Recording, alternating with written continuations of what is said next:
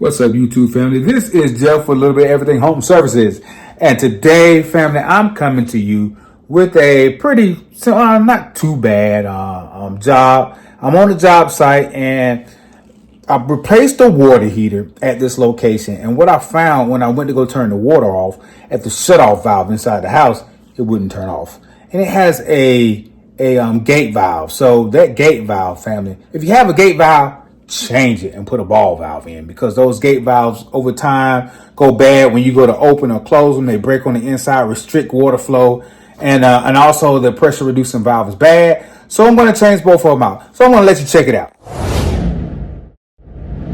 Okay, so if you don't know where your shutoff valve is in your house, most of the time it's in a closet. It can be under the sink. Like in this case, this is a kitchen sink.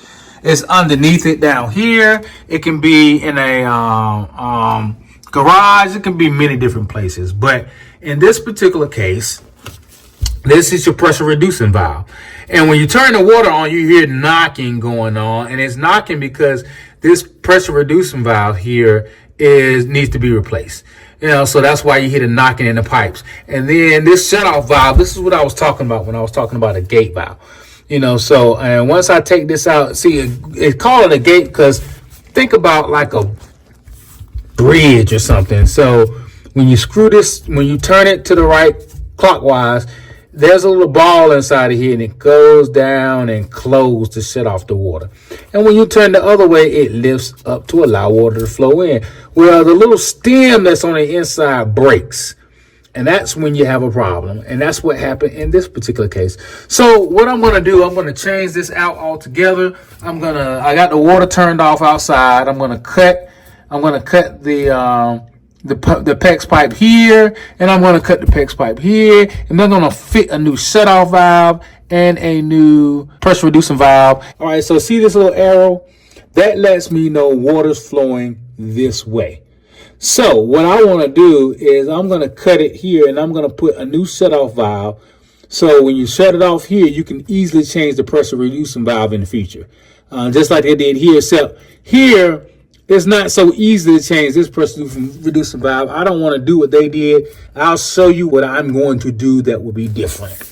All right, I'll be back. Okay, family. So what I did was, if you look here, I went on and I tightened up this side of the pressure reducing valve before I put it on. And then I went on and I crimped this together.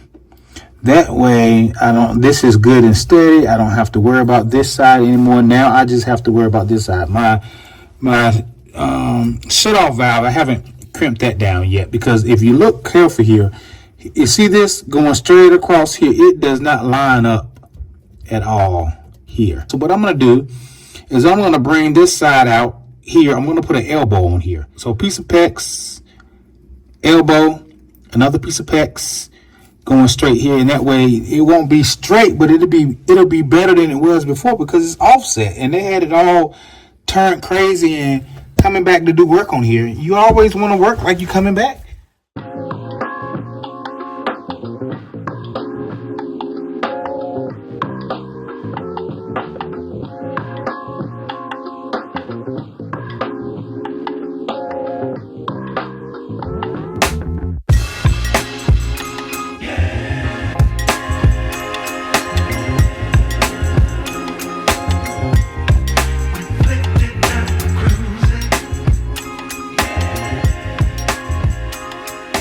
I've crimped these last two pieces.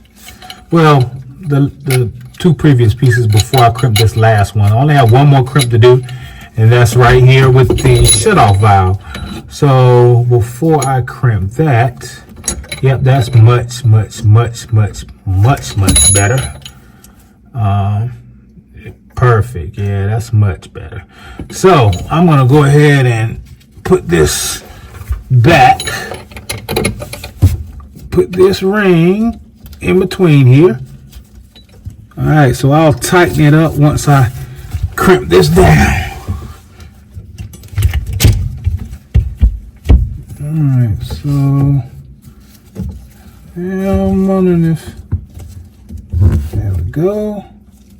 There we go. All right. Everything's tightening. I still need to tighten down this union right here. All right, so now the test is going to be, I'm going to turn the water on.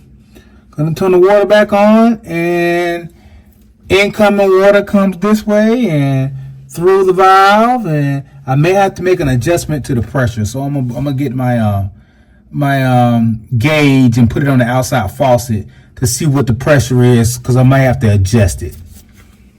So I am going to turn the water on right quick. I'm gonna leave the set off valve here off, turn the water on and see if it, make sure it doesn't leak, and this ball valve is holding this water back like it should, and this crimp is holding like it should. Be right back.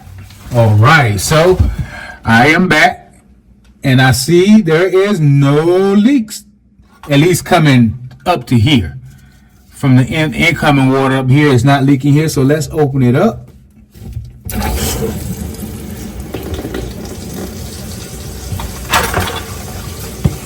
Let me turn this water off. Oh, let me turn the one off outside right quick.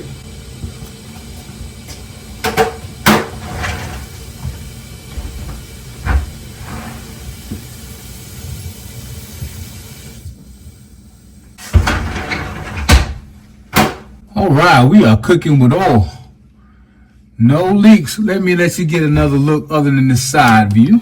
So you see the difference from then and now? Now you no longer have that gate valve. You got this ball valve, which is much more reliable. And then now you got this. The other one was a Zern on here too, but it wasn't set up like this. This setup makes it easier to change this out in the future, because all you have to do is loosen that union. Well, shut the water off here, and then you got the rest of the water you have to drain out, and then just take off the two unions and put a new one in between there, and you're cooking with oil. So what I'm going to do next is I'm going to take this gauge,